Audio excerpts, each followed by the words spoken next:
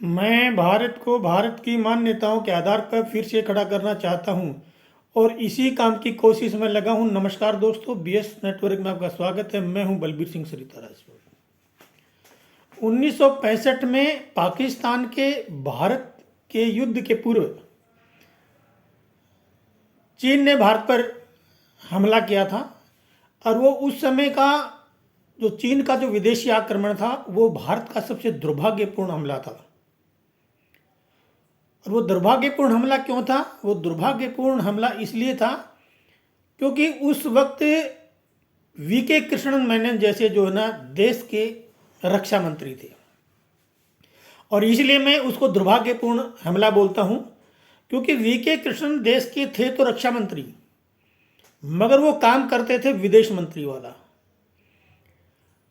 वो विदेशों में घूमते रहते थे, उनको अमेरिका बहुत पसंद था, फ्रांस बहुत पसंद था, जर्मन बहुत पसंद था, न्यूयॉर्क बहुत पसंद था। उनको भारत बिल्कुल पसंद नहीं था।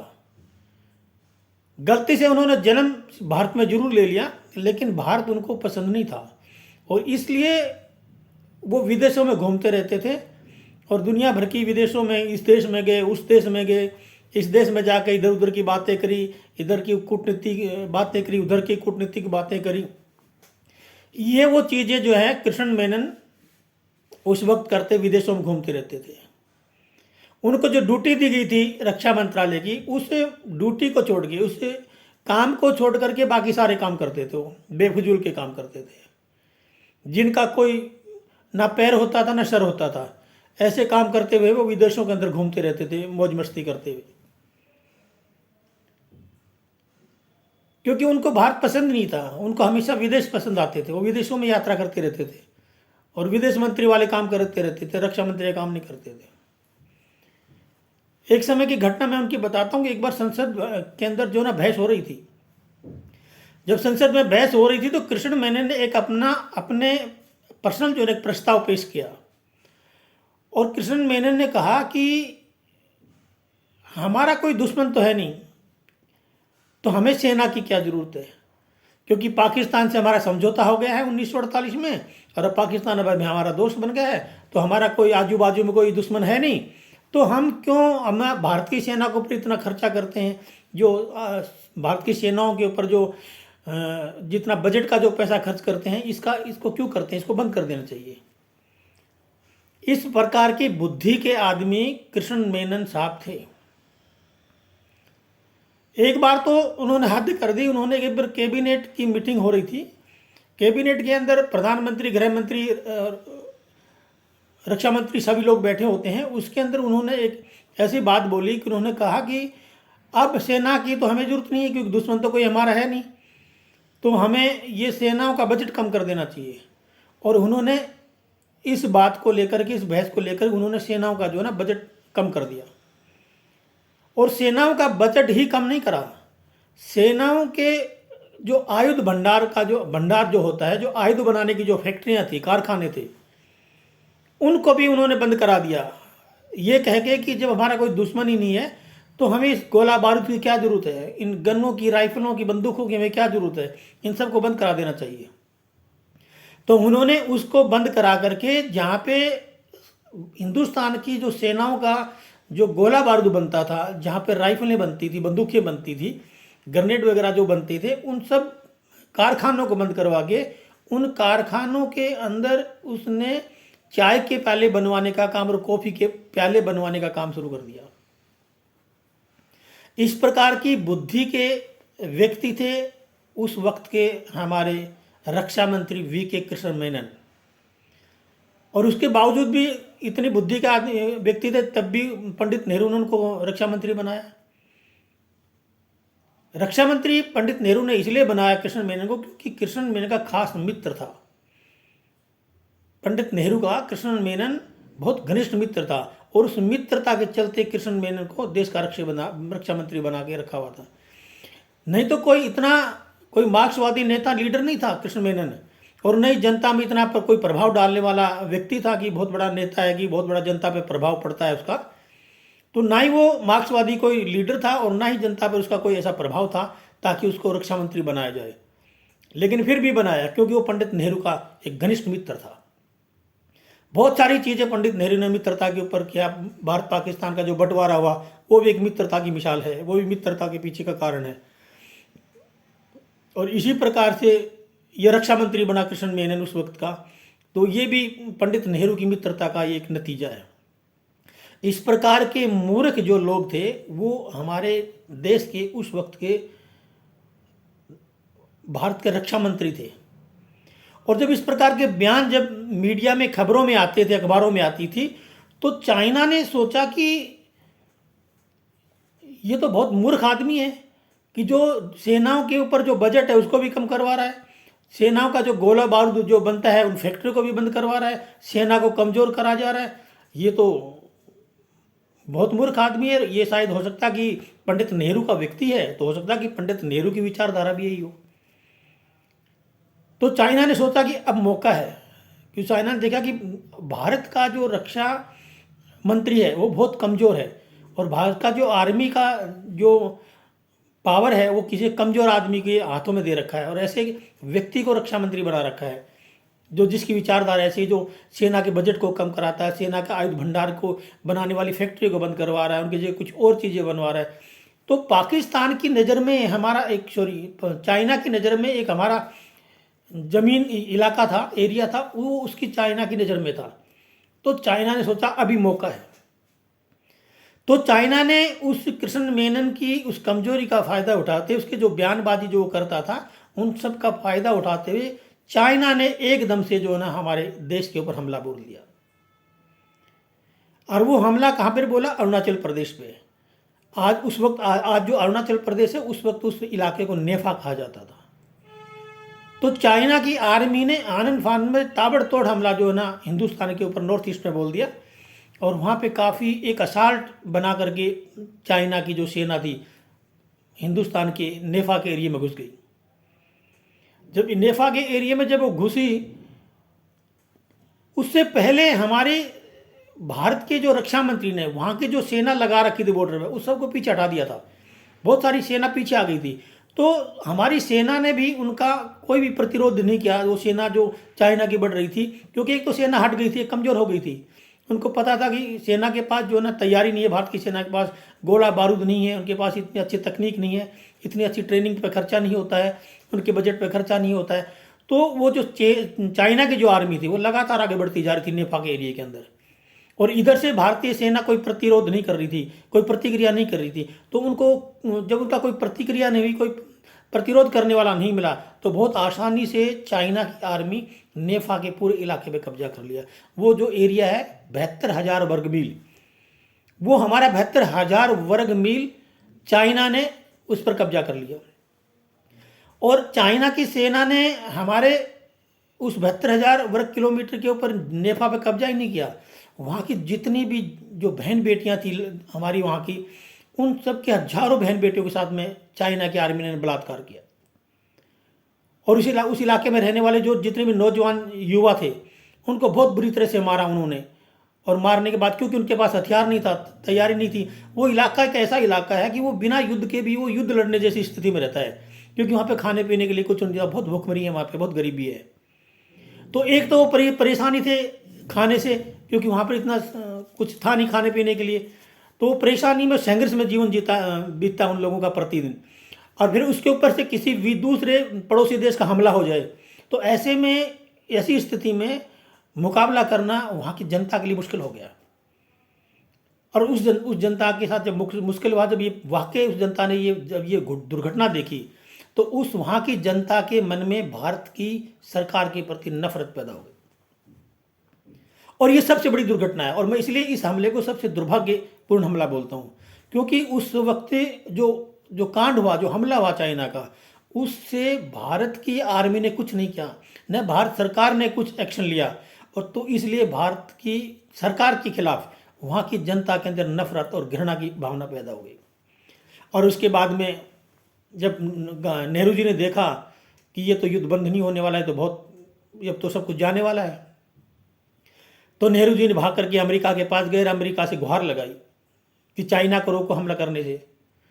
अमेरिका ने मौके का फ़ायदा उठाया। अमेरिका ने सोचा कि अब तो भारत जो ना फंसा हुआ है, और भारत के ऊपर जो ना अमेरिका ने कूटनीतिक दबाव डाला, और उसके बाद में चाइना को कहा कि आप युद्ध बंद कर दो। तो चाइना ने एक शर्त पे कहा कि हम युद्ध बंद कर देंगे, लेकिन एक शर्त है कि हमने जितना कब्जा कर लिया है भारत की के जो इलाके के अंदर, वो वापस नहीं दिलाएंगे आप। अमेरिका ने कहा ठीक है, हम वापस नहीं दिलाएंगे, आप जो है ना युद्ध बंद कर दो। तो चाइना ने इस शर्त के ऊपर युद्ध बंद कर दिया, और उसके अंदर जितना कब्जा हमारी देश की सीमा पर नेफा के अंदर जो चाइना की आर्मी ने किया 72,000 वर्ग मील पर, वो कब्जा उनके पास रह गया। और उसमें सबसे दुख की बात यह है कि हमारे देश का एक सबसे प्रसिद्ध तीर्थ स्थान कैलाश मानसरोवर, वो उसी एक्साई चीन में जाता है। उस इलाके को बोलते हैं एक्साई चीन, जिसको आज भी उस पर चर्चा होती रहती है, और भारत और पाकिस्तान की सेनाएं आमने सामने टक्कर में रोजाना की लड़ती रहती हैं। तो वो वही एक्साई चीन का एरिया है, जो आज वो कैलाश मानसरोवर भी उसी में है। तो आज हमारे भारत के जो लोग हमारे ही तीर्थ स्थान पर जब यात्रा करने जाते हैं तो अपनी मर्जी से नहीं जा सकते हैं। वहाँ हमारे कैलाश मानसरोवर पर के दर्शन करने के लिए, यात्रा करने के लिए हमारे देश के भारतीयों को विदेशों से परमिशन लेनी पड़ती है, चाइना से वीज़ा लेना पड़ता है, तब हम जाकर के हमारे कैलाश मानसरोवर तीर्थ स्थान का हम दर्शन कर पाते हैं। कितनी दुर्भाग्य की बात है। उसके बाद में ये होगा, फिर उसके बाद में अमेरिका ने किया कुछ नहीं। अमेरिका ने दादागिरी जमाते ये और कह दिया कि देखो हमने आपका चाइना से समझौता करवा दिया है और युद्ध बंद करा दिया है। ऊपर से एक एहसान और अमेरिका ने हम पर जता दिया। बल्कि अमेरिका अगर उस समझौते के अंदर जो हमारा 72,000 वर्ग मील का जो जमीन का जो टुकड़ा चाइना ने ले लिया था, आर्मी ने, वो वापस दिलाते तो मानते, वरना ये कौन सा समझौता था। अमेरिका ने भारत का वो इलाका वापस दिलाने के लिए कोई कोशिश नहीं की, सिर्फ भारत को बेवकूफ़ बनाया, क्योंकि उसको पता था कि भारत आज मजबूर है और भारत का प्रधानमंत्री कैसा और रक्षा मंत्री कैसा है। उन दोनों बेवकूफ़ों की गलती का अमेरिका ने भी फायदा उठाया और चाइना ने तो उठाया ही उठाया। उसके बाद में युद्ध खत्म हो गया, सब कुछ हो गया, हमारा इलाका 72,000 वर्ग मील जो है चाइना के कब्जे में चला गया, जो आज भी है। उसके बाद में संसद के अंदर एक चर्चा बहस हुई, चर्चा सत्र बुलाया गया। उस चर्चा सत्र में सभी नेताओं को बोलने का मौका मिला, सभी नेताओं ने भाषण दिया। उसमें महावीर त्यागी जैसे, प्रकाश वीर जैसे विद्वान भी उसके अंदर हुआ करते थे। तो सबकी बात सुनी, और सबकी बात सुनी, उनकी बात माननी भी पड़ी, क्योंकि वो इतने जाने माने विद्वान थे, बहुत अच्छे राजनीतिक जानकार थे, और बहुत तगड़े नेताओं में उनकी गिनती होती थी, महावीर त्यागी जैसों की और प्रकाश वीर जैसों की। तो बहुत जाने माने उस प्रकार के जो जितने भी लीडर थे वो सब पढ़े लिखे थे और बहुत पावरफुल नेता थे। तो उन लोगों ने बार बार सब लोगों का जितने भी भाषण हुए उन सभी लोगों के भाषण से एक ही बात निकल के आई कि जो चाइना ने हमारा 72,000 वर्ग मील जो जमीन ले ली है, कब्जा कर लिया, वो वापस कब ला रहे हो। तो इस बात पर नेहरू जो ना बहुत परेशान हो गया था, और नेहरू जी ने कहा कि छोड़ो यार, बार बार वही आप एक्साइज चीज की बात कर रहे हैं, उसी 72,000 वर्ग मील की किलोमीटर की बात कर रहे हैं, उसको छोड़ो, उसके अंदर कुछ नहीं होता था, वो चला गया तो जाने दो, उसमें एक घास का तिनका भी नहीं होता था, उसके बारे में क्यों बार बार बहस करके टॉर्चर करते हो, ये वो। क्योंकि महावीर त्यागी ने जब ये सवाल डायरेक्ट पंडित नेहरू से किया कि वो 72,000 वर्ग मील जमीन हमारी कब वापस ला रहे हैं, तो पंडित नेहरू बहुत पूरी तरह से बौखला गया। और बौखला कर पंडित नेहरू ने कहा कि आप बार बार उसी का जिक्र क्यों करते हो, जो चला गया उसको जाने दो, क्योंकि उसमें कोई कुछ भी नहीं होता था, उसमें घास का तिनका भी नहीं होता था, वो बंजर भूमि थी, ये थी। महावीर त्यागी बहुत मुंह फट नेता थे। मुंह फट नेता का मतलब है जो मुंह पे डायरेक्ट बात कहते हैं, जो दिल में आई वो बात कहते हैं। और इस प्रकार के जो व्यक्ति होते हैं बहुत सच्चे और बहुत ईमानदार होते हैं। वो तो ना तो चरित्र भी उनके रूप में वो किसी को धोखा दे सकते हैं, न व्यक्तिगत रूप से किसी को धोखा दे सकते हैं। जो लोग मुंह फट होते हैं वो क्लियर होते हैं, वो स्ट्रांग होते हैं, वो साफ सुथरे बिल्कुल एकदम ईमानदार लोग होते हैं। तो महावीर त्यागी एक ऐसा लीडर था, ऐसा मुंह फट लीडर था, उसने मुंह पे कह दिया चलो ठीक, आप ये कहते हैं ना कि वो जमीन का टुकड़ा किसी काम का नहीं था, उसमें घास का तिनका भी नहीं होता था, इसलिए जो चला गया तो जाने दो। तो महावीर त्यागी ने पंडित नेहरू को कहा तो फिर तो आपका सर जो है उस पर भी एक बाल नहीं है।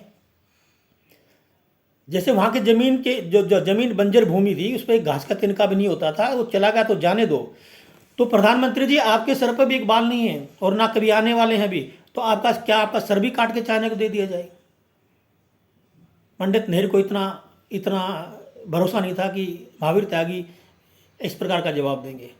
क्योंकि महावीर त्यागी एक तत्काल ऐसे करंट लीडर थे, जो कहना है करंट कहना है, जो कहना है उसी वक्त कहना है, इसलिए उनको मुंह फट नेता कहते थे। तो महावीर त्यागी का तो पंडित नेहरू को बहुत झटका लगा कि आपके सर पे भी बाल नहीं है, तो इसको भी काट करके चाइना को दे दिया जाए। और ये सुनकर के बहुत हताहत हुआ प्रधानमंत्री उस वक्त के पंडित नेहरू। और 1962 से पहले से ही जो वीके कृष्ण मेनन दो थे, वहाँ देश के रक्षा मंत्री थे। और उसी चीज़ की कमजोरी को भागते हुए चाइना ने भारत का फायदा उठाया। और इसी चीज़ का 1965 में जब पाकिस्तान ने देखा कि चाइना ने अगर उसको युद्ध किया है और भारत को हरा दिया है, क्योंकि भारत के पास जो है न तो आयुध भंडार है, न प्रचुर मात्रा में गोला बारूद है, ना हथियार है, ना उनके रक्षा बजट पे कोई पैसा खर्च होता है, तो पाकिस्तान ने भी सोचा कि हम भी अपना हाथ रंग लेते हैं। तो पाकिस्तान ने भी एक भूल करी और पाकिस्तान ने भी इस गलतफहमी में भारत के ऊपर हमला बोल दिया। लेकिन पाकिस्तान को ये नहीं पता था कि 1965 में देश की सरकार भी बदल चुकी थी और देश का प्रधानमंत्री भी बदल चुका था। उस समय देश का प्रधानमंत्री लाल बहादुर शास्त्री था। और लाल बहादुर शास्त्री जी ने इतना बजट पर इतना खर्चा किया, जितना देश का टोटल बजट था उसमें से 25% बजट जो है लाल बहादुर शास्त्री जी सेना पर खर्च करते थे। सेना के हथियारों पे, गोला बारूद पे जितनी भी फैक्ट्रियाँ बंद कराई थी कृष्ण मेनन ने, वो सारी की सारी लाल बहादुर शास्त्री दोबारा चालू करवा दी और पूरी फुल प्रचुर मात्रा के अंदर गोला बारूद और हथियारों से लैस कर दिया, पूरी आर्मी को इतना मजबूत बना दिया। और 25% पूरे टोटल बजट का लाल बहादुर शास्त्री जो है सेना के ऊपर खर्च करना शुरू कर दिया। सेना 1965 के युद्ध से पहले इतनी मजबूत हो चुकी थी। और इसी गलतफहमी में पाकिस्तान ने हमला कर दिया और पाकिस्तान को इतनी मुंह पे खानी पड़ी कि भारत की सेना लाहौर और कराची तक पहुंच गई थी। पीछा छुड़ाना मुश्किल हो गया था पाकिस्तान को। जिस प्रकार से नेहरू अमेरिका गया था चाइना के युद्ध को बंद कराने के लिए रोता हुआ, इसी प्रकार से 1965 में पाकिस्तान भी अमेरिका के पास गया था रोता हुआ कि भारत को कहो लाल बहादुर शास्त्री जी कहे कि युद्ध बंद कर दें, नहीं तो पाकिस्तान तो गया। तो ये फर्क होता है राजा में और राजा की विचारधारा में और राजा के पावर, उसकी सोचन शक्ति के ऊपर। एक लाल बहादुर शास्त्री प्रधानमंत्री थे, एक थे पंडित नेहरू। एक रक्षा मंत्री आज राजनाथ सिंह है और एक रक्षा मंत्री थे कृष्ण मेनन साहब। और एक आज प्रधानमंत्री हैं नरेंद्र मोदी जी और आज के रक्षा मंत्री हैं राजनाथ सिंह जी। अरे उस समय के प्रधानमंत्री थे पंडित नेहरू और रक्षा मंत्री थे वीके मेनन, जो 62 में बहुत बुरी तरह से चाइना से मुंह की खाई थी, आर्मी को बुरी तरह से कटवा दिया था उन्होंने। उस बात के लिए आज तक सवाल उठ रहे हैं कांग्रेस पार्टी के ऊपर, पंडित नेहरू के ऊपर और कृष्ण मेनन के ऊपर। आज जब भी कहीं व्याख्यान होता है तो इस बात का जरूर, जब भी 62 का युद्ध की चर्चा होती है तो पंडित नेहरू और कृष्ण मेनन का जिक्र जरूर होता है। तो ये सत्ता परिवर्तन का खेल है और ये सत्ता का और राजा के नीतियों का फर्क है, राजा की शक्ति का फर्क है। राजा सीट एक ही है, राजा एक ही है, गद्दी एक ही है, लेकिन उनका पावर का इस्तेमाल करने का तरीका अलग अलग होता है। उनका पावर का इस्तेमाल करने का अलग तरीका था। और आज के जो गृह मंत्री, रक्षा मंत्री और प्रधानमंत्री हैं, जो राजनाथ सिंह है, नरेंद्र मोदी जी हैं या अमित शाह हैं, उनका जो तरीका है वो अलग है। तो इसलिए आज पड़ोसी जो राज्य हैं, पड़ोसी जो देश हैं, चाहे पाकिस्तान हो चाहे चाइना हो, उनके डर के मारे गिल्ली हो रही है। आज उनको पता है कि आज भारत के अंदर प्रधानमंत्री भी बदला हुआ, सरकार भी बदली हुई है, गृह मंत्री भी बदला हुआ है और रक्षा मंत्री भी बदल चुका है। तो अभी इस प्रकार की गलती ना चाइना करने वाला है ना पाकिस्तान, क्योंकि करने से पहले उनको 100 बार सोचना पड़ेगा। अब बार बार यही सवाल उठता है। अब देखते हैं कि इस सरकार के राज में, मोदी जी सरकार की राज में, एक्साई चीन का जो 72,000 वर्ग मील जमीन का टुकड़ा हमारे पास आता है नहीं है, ये देखने वाली बात है। तो इस प्रकार से बहुत सारे काम तो प्रधानमंत्री नरेंद्र मोदी जी कर रहे हैं, बहुत किए हैं और कर भी रहे हैं, आगे भी मौका मिलेगा तो करेंगे। लेकिन फिर भी पूरी तरह से सरकारें सारे काम नहीं कर सकती हैं, सब काम सरकार नहीं कर सकती। बहुत सारे ऐसे काम हैं जो जनता को, नागरिकों को खुद करना पड़ता है। जैसे विदेशी कंपनियां देश के अंदर भरमार मात्रा में भरी हुई है, देश को ठगे जा रही हैं, देश का पैसा लूट लूट के विदेशों में जा रहा है, लंदन, ब्रिटेन और अमेरिका जैसे देशों में जा रहा है। विदेशी कंपनियों की भरमार है यहाँ पे। तो उन कंपनियों का बहिष्कार करना, विदेशी कंपनियों के वस्तुओं का बहिष्कार करना, स्वदेशियों की मांग करना, ये सब जो है ये जनता कर सकते हैं, ये नागरिक कर सकते हैं। और उसके लिए जो है एक आंदोलन करना पड़ेगा, उसके लिए क्रांति लानी पड़ेगी। दोबारा से फिर एक स्वदेशी की मांग करनी पड़ेगी। और जितने भी ये अत्याचार जो देश के अंदर हो रहा है, जितना भ्रष्टाचार हो रहा है, काला धन हो, चाहे घुसखोरी हो, चाहे लूट मार हो, चाहे धर्मांतरण हो, चाहे बॉर्डर पार से घुसपैठिया आने का काम हो, चाहे कुछ भी हो, ये सारे के सारे कुकृत्य तब मिटेंगे जब जनता बाहर निकल के फिर आंदोलन एक बार से करेगी और फिर क्रांति के रूप में एक होकर के इन पूरी कुरीतियों को मिटा सकती है सिर्फ जनता। सरकारें सारे काम नहीं करती हैं। सरकारों के जो काम है वो सरकार करनी है, लेकिन जो नागरिकों के काम है वो नागरिकों को ही करना पड़ेगा। वो आज नहीं तो कल एक दिन करना पड़ेगा। तो अभी वक्त है कि अभी से एक आंदोलन के रूप में, एक क्रांति के रूप में आकर के ये जितनी भी देश के अंदर कुरीतियाँ हैं उन सबको मिटाने के लिए आओ, चल सब मिल करके एक क्रांति करते, एक आंदोलन करते हैं। तो आज के अंक में बस इतना ही। कल फिर मिलेंगे इसी और मुद्दे पर। जब तक मेरा वीडियो शेयर करिए, लाइक करिए, सब्सक्राइब करिए। जय हिंद, जय भारत, वंदे मातरम।